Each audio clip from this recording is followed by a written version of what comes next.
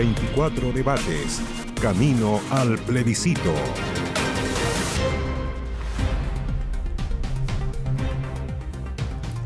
Muy buenas tardes, ¿cómo están ustedes? Bienvenidos a 24 debates, comenzando esta última semana antes del plebiscito. Hoy conversaremos acerca del sistema de justicia en la propuesta de nueva Constitución y para eso estamos aquí en el estudio con Domingo Lovera, licenciado en Ciencias Jurídicas y máster en Derecho por el apruebo. Domingo, bienvenido.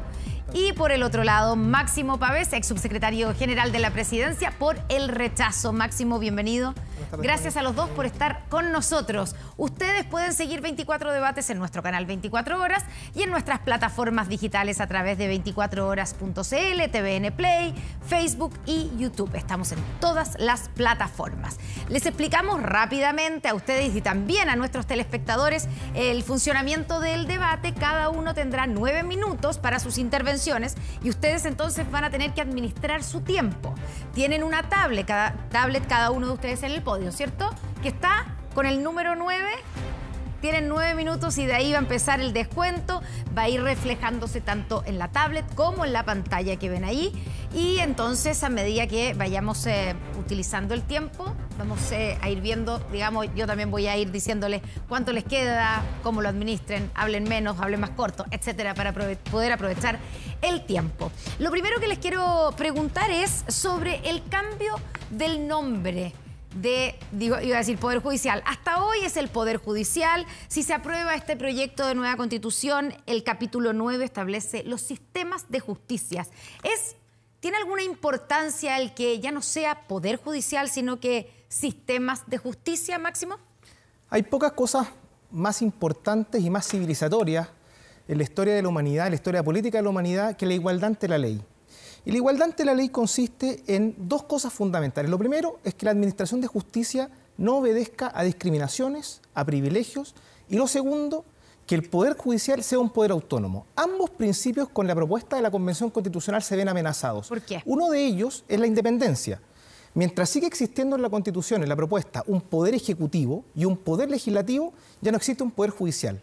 Existen sistemas plurales de justicia, además administrados por un consejo que, a diferencia de lo que pasa hoy día, no va a estar solo compuesto por jueces, sino que por un órgano que, entre otros componentes, tiene miembros designados por el poder político, por las cámaras. Por lo tanto, atenta el no llamarlo poder contra lo segundo que yo mencionaba antes, que era la independencia, entre otras cosas que espero vamos a seguir conversando. Domingo. A ver, yo creo que lo importante acá es, si acaso, las funciones que la Constitución distribuye se encuentran organizadas institucionalmente de modo tal que efectivamente puedan resguardarse frente a las intervenciones de los demás órganos, poderes del Estado. ¿Y de hecho, se hoy día, logra? yo creo que se logra. Hoy día, de hecho, no solamente existe esta división tripartita clásica entre el Ejecutivo, el Legislativo y el Judicial. Tenemos un montón de autonomías constitucionales ya vigentes y otras que están por venir en la propuesta de nueva Constitución.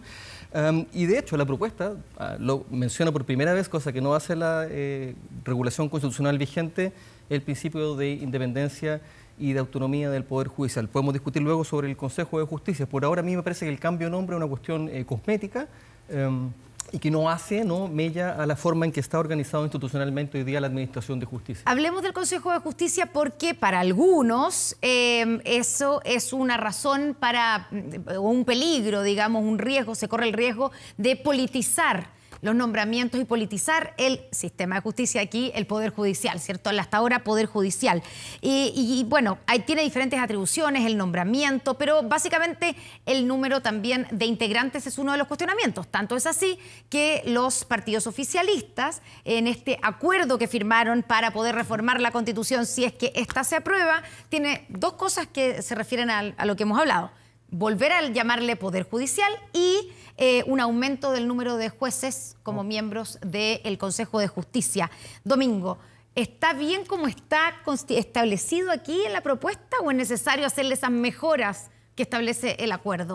A ver, sobre la forma en que está regulado el Consejo, voy a tratar de ser muy breve. Sí. Si uno revisa las intervenciones de la Corte Suprema, de la Asociación de Magistradas, de Magistrados, de profesoras y profesores que presentaron en la Comisión 6 sobre el sistema de justicia, había una suerte de unanimidad respecto a que era necesario avanzar al Consejo de Justicia. ¿Por qué? Porque hoy día ese poder de disciplina, de control, lo tiene la Corte Suprema, y lo que impide entonces que la judicatura al interior del Poder Judicial, como se le denomina hoy día, pueda estar prestando atención a lo único que el juez y la jueza tiene que prestar atención al momento de fallar, que es a la ley.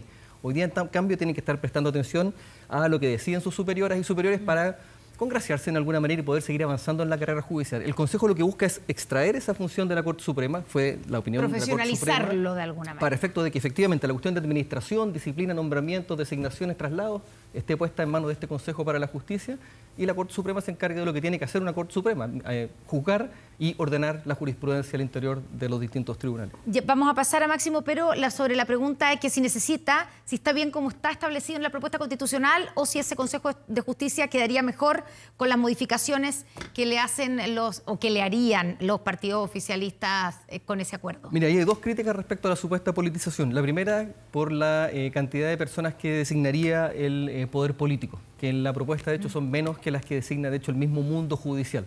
Esa es una posibilidad, yo creo que está descartada por la forma en que está configurado el Consejo. La segunda es que como los jueces y juezas que integrarían el Consejo son elegidos por sus pares, ¿no?, se podría generar una suerte como de carrera política al interior del Poder Judicial. Yo eso lo descartaría, creo que más bien lo único que podrían ofrecer jueces y juezas que quieren llegar al Consejo son más bien cuestiones de administración, de orden gremial, que en ningún caso comprometerían, creo yo, la administración de justicia en términos de independencia y autonomía. Máximo.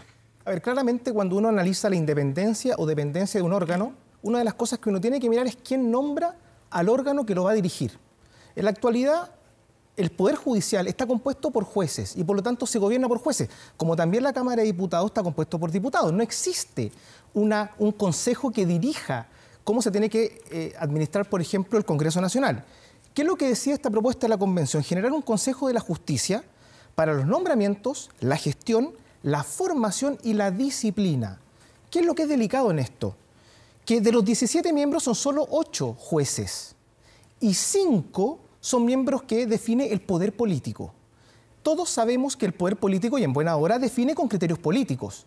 Y por lo tanto, una parte importante del Consejo de la Justicia, es decir, quién va a definir cómo se va a estructurar, va a venir del poder político. Eso resta independencia claramente. Y finalmente, el hecho de que la izquierda, en su acuerdo, entre comillas, haya adoptado son los partidos oficialistas, todos los partidos oficialistas. El partido oficialista más el gobierno de Garante hayan acordado, entre las poquitas cosas que tenía ese acuerdo, volver al hecho del Poder Judicial, quedó de manifiesto de que no considerarlo un poder del Estado es un error político y jurídico de esta propuesta. Si me permite una precisión, hoy día la designación de los ministros y ministras de la Corte Suprema son elegidos por una propuesta presidencial de una quina que elabora la misma Corte Suprema y tienen que ser ratificados por 2/3 del Senado. El poder político interviene por todos los poros de la designación de los jueces. En el caso de los ministros y ministras de Corte de Apelaciones, ternas, que son elegidas directamente por el presidente. Ahí la comunicación política es directa. Claro, pero es que hay una diferencia en los consensos políticos para elegir un juez, donde intervienen los 3 poderes del Estado, a quién va a administrar todos los nombramientos, la gestión, la formación y la disciplina. Hoy día, al menos 3 de esos 4 atributos son independientes solo del Poder Judicial. Jueces forman, gestionan y disciplinan a jueces. El nombramiento, por supuesto, que intervienen los 3 poderes del Estado. Acá, el Consejo para la Justicia incorpora una mezcla que creo que es poco deseable y que le va a restar de todas maneras independencia a la labor del Poder Judicial. Hablemos del pluralismo jurídico. La propuesta de nueva Constitución incluye este principio, el del pluralismo jurídico. Es decir, la judicatura estará compuesta por más de un sistema de justicia, ¿cierto? Y el artículo 309 dice que el Estado reconoce los sistemas jurídicos de los pueblos y naciones indígenas, los que en virtud de su derecho a la libre determinación coexisten, coordinados en un plano de igualdad con el sistema nacional de justicia. Dice un poco más, pero quiero centrarme en eso.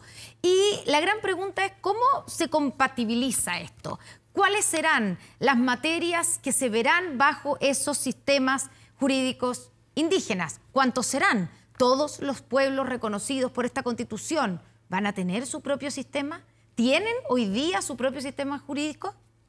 Domingo, ¿cómo se resuelve? Sí, es un buen tema y a mí me parece interesante las dudas que se han planteado. Yo las acojo de la mejor buena fe posible. Y una de las cosas que hacemos desde la academia es mostrar qué ha pasado en otras latitudes para efectos de temperar un poco lo que pueden ser a veces interpretaciones absurdas que se hacen y libres, ¿no?, del texto que se está citando. La Constitución lo que hace recoger este principio del pluralismo jurídico es una consecuencia, yo creo, necesaria de la plurinacionalidad, ¿no?, que le entrega ciertas dosis de administración y autodeterminación a los pueblos y naciones indígenas y delega a la ley la determinación de otro tipo de detalles. Hay experiencias en las cuales esas leyes se han promulgado y en consecuencia definen las cuestiones sobre, por ejemplo, a quiénes se va a juzgar, donde, y respecto a qué materias, hay otras experiencias como la colombiana del 91, donde se proponía lo mismo, un principio muy general, con una posterior ley que iba a regular, donde nunca se dictó la ley, y esto lo creo yo notable del derecho, ¿no? Donde el sistema jurídico supo encontrar vía Corte Constitucional mecanismos para ir regulando justamente todos estos temas. Estos temas no quedan ajenos al derecho, hay un montón de experiencia acumulada y no veo que haya razones para temer de que esto no vaya a ser así también acá. Pero no se debió o se debió haber incluido el que quedan fuera, por ejemplo, las materias penales, como lo propone el acuerdo de los partidos oficialistas. Yo diría y sí. Eso fue rechazado, eso se propuso. Yo diría sí. Para responder un poco a la inquietud política que se ha verificado, yo diría no necesariamente desde el punto de vista técnico. Si uno revisa las constituciones, las chilenas no han sido la excepción, uno no encuentra en la regulación de los tribunales de justicia o en las latitudes donde existe jurisdicción indígena referencia a las materias y competencias que van a conocer. La Constitución no define cuáles son las competencias de la Corte Suprema, salvo en un par de aspectos muy, muy puntuales. No es una cuestión que generalmente abordan las constituciones. ¿Máximo? Yo creo, como lo decía al principio, que esta propuesta es de lo más delicado que existe a lo largo del texto constitucional, es decir, se acaba la igualdad ante la ley. ¿Por qué? ¿Por qué? En primer lugar, porque van a existir distintos tipos de justicia, por eso se llama sistema de justicia, de acuerdo al origen étnico de las personas. Una de las mayores conquistas de la humanidad es que todos somos iguales y no existe grupo privilegiado. ¿Qué es lo que dice el artículo 307? Que la jurisdicción, esta función de los tribunales de justicia, se va a ejercer por los tribunales y por las autoridades de los pueblos. Es decir, pueden haber personas que ejerzan jurisdicción que no sean jueces. Eso es gravísimo. Lonco, por ejemplo. Claro que sí. En segundo lugar, el artículo 309, como usted lo mencionaba, Constanza, dicen que coexisten, o sea, son sistemas distintos de acuerdo al origen étnico de las personas. Pero hay uno que es más delicado, que es el artículo 322 de la propuesta, que dice que cuando se trate de personas indígenas, los tribunales y sus funcionarios deben adoptar una perspectiva intercultural. ¿Y qué significa eso?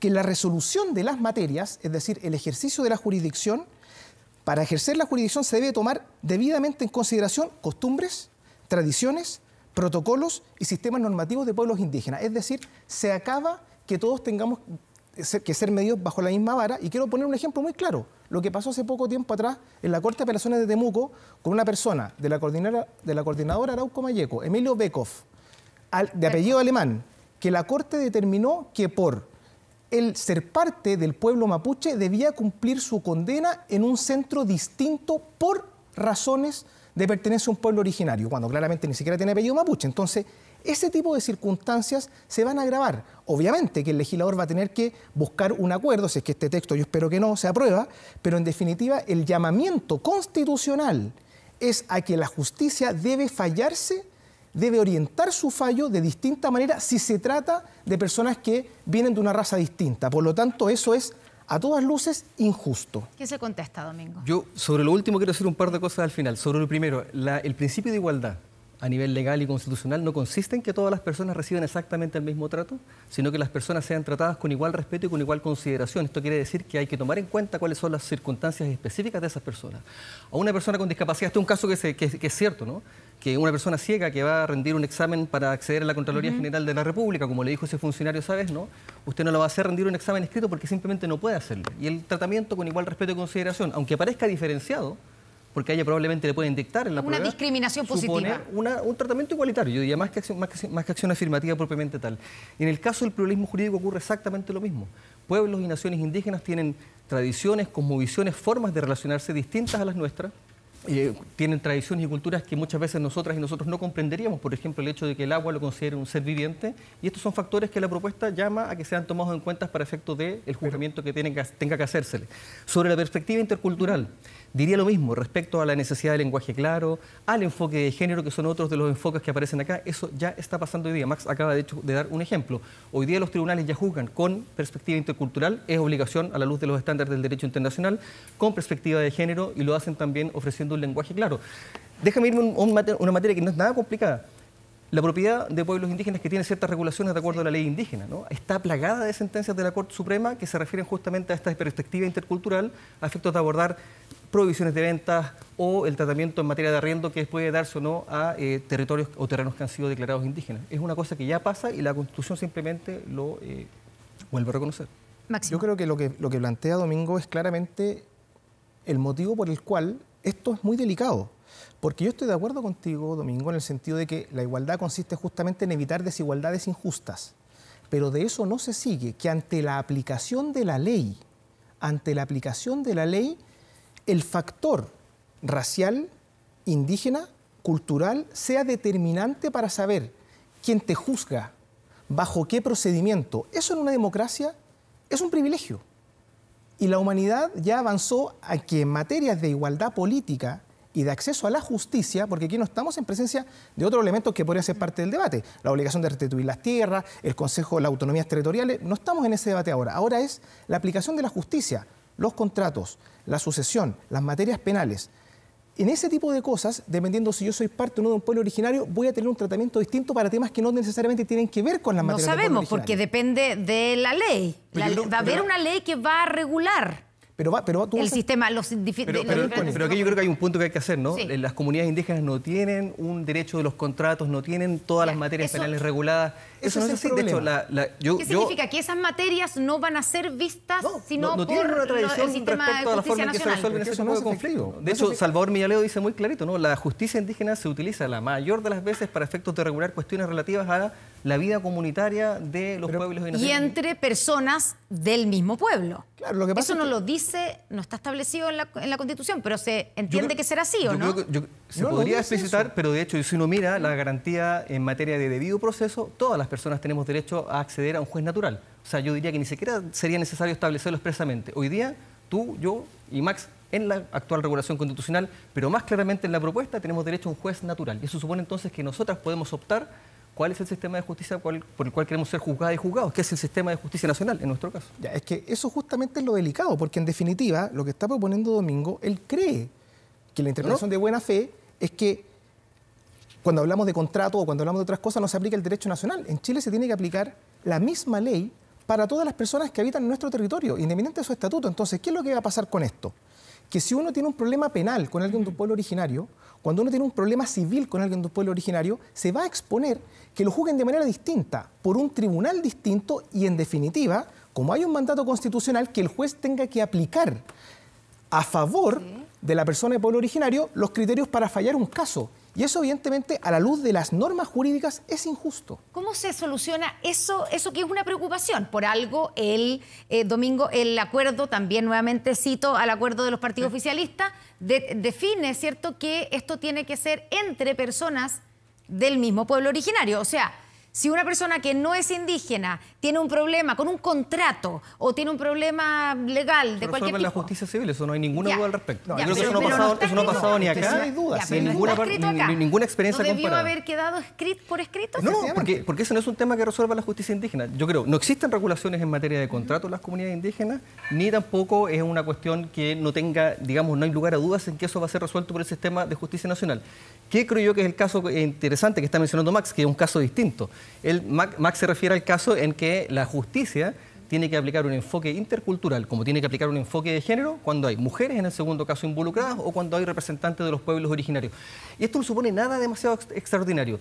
Un caso muy puntual, el de la Machi, que fue obligada a tener que dar a luz, ¿no?, engrillada en un recinto penitenciario, ¿no?, que supone una afectación de sus propias tradiciones, o personas que eventualmente tengan una religión que les impida, por ejemplo, ejercer su culto al interior de un recinto penitenciario. Yo creo que todas esas son cuestiones que uno puede, de buena fe, aceptar como expresiones que deben ser protegidas por un sistema que es inclusivo y que es respetuoso de las diferentes cosmovisiones, ¿no?, espiritualidades, religiones, etcétera. Ahora, siempre, según este texto, la Corte Suprema va a tener la última palabra, ¿no? Artículo 329. ¿Cierto? Eso está claro. Sí, claro. Ya.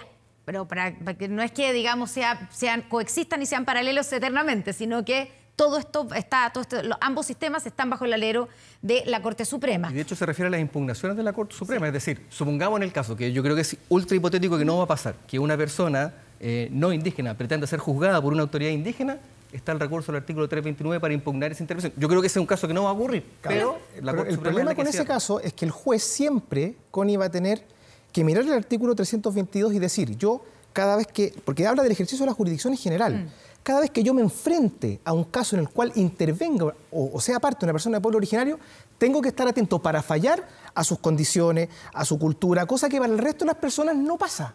Entonces, aquí lo que debiera haber dicho la Constitución es, o para todas las personas habrá que tener un enfoque intercultural, cosa que yo, si soy católico, si tengo una cultura determinada, el tribunal tendrá que ejercer la jurisdicción en ese orden, pero no, eso es un privilegio solamente para los pueblos originarios. Pero ojo, nos llama a no aplicar la ley. La ley sigue siendo el estatuto conforme al cual todas y todos vamos a ser juzgados, solo tomar en cuenta estas consideraciones que, dicho sea de paso, también se toman en cuenta en otro tipo de materia. Género una, por supuesto también cuando hay personas que tienen algún reclamo religioso particularmente sensible. De esto está plagado los recursos de protección. Bueno, dentro del enfoque de género se aplica hoy día.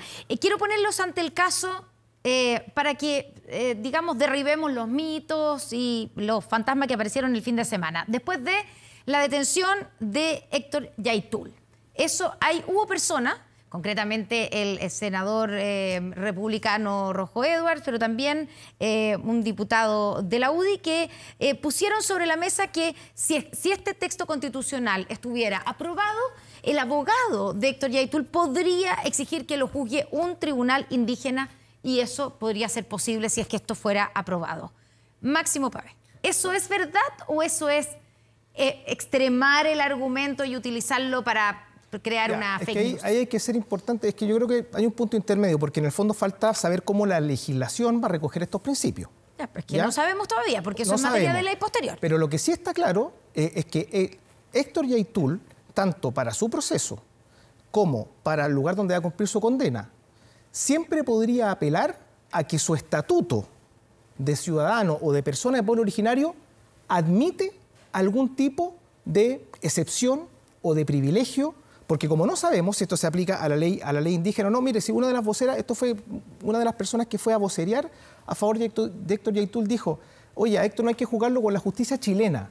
Ese es el problema de la plurinacionalidad, que introduce un criterio en la columna vertebral de la propuesta constitucional que siempre va a ir diciendo: acá hay chilenos, acá no hay chilenos. Y la forma en que esa persona que representaba políticamente a Héctor Yaitul da cuenta que no podemos descartar una interpretación que diga: ante estos casos, como él tiene que ser juzgado por un sistema indígena, se le apliquen excepciones a lo que conocemos hoy día. Domingo, ¿cómo se asegura que esto no podría ocurrir? Yo vuelvo a reiterar lo que dije, ¿no?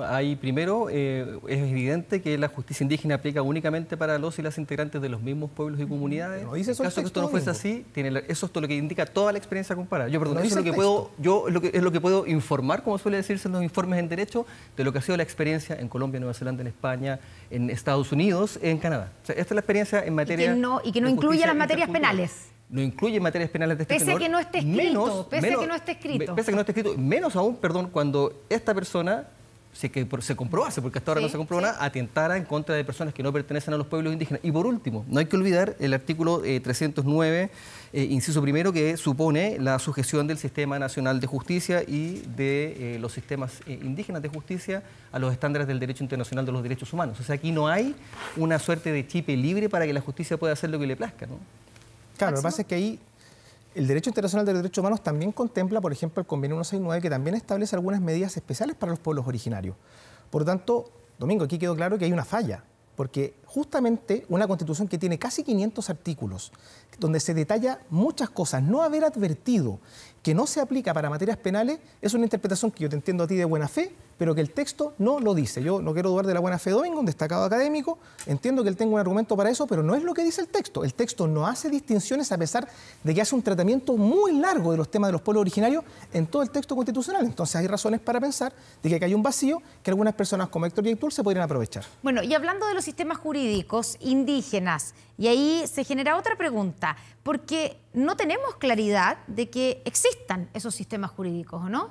O sea, no hay un código civil, digamos, o un grupo de reglamentos en la comunidad yagana o de los changos.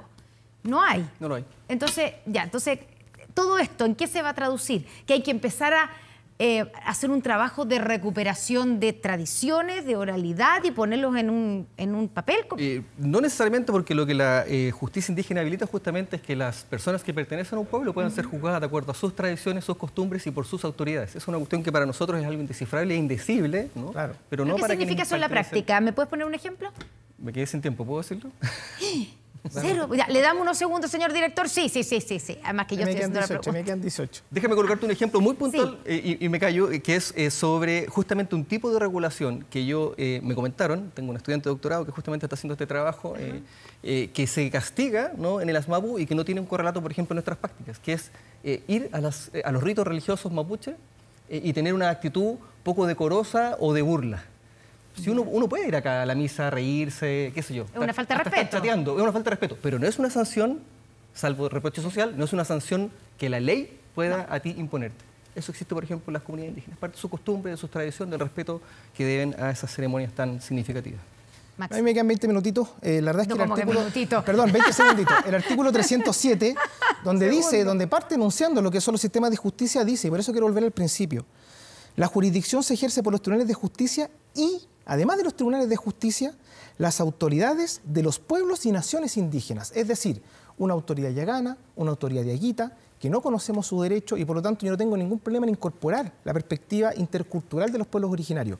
Pero en materia de administración de justicia, esta propuesta lo que hace es establecer un privilegio basado, digámoslo así, en la raza. Y eso atenta contra las conquistas más importantes de la democracia, que es la igualdad ante la ley. Se les acabaron los minutos ya a los dos, así es que les agradezco, Domingo Lovera, Máximo Pavés, muchas gracias por haber venido a 24 Debates, a debatir, a informarle a la gente, a entregarle argumentos además para que el próximo domingo vayamos a votar informados. Hay que recordar que el voto es obligatorio. Si quieres revisar los detalles de lo que dijeron nuestros invitados o revivir el capítulo completo de 24 Debates, te invitamos a ingresar a 24horas.cl, escanea el código QR e ingresa a nuestra sección dedicada al proceso constituyente. Nosotros nos vamos a la pausa, ya estamos de vuelta con más Noticias 24 y mañana, por supuesto, con otro debate en 24 Debates. Muchas gracias. Buenas tardes.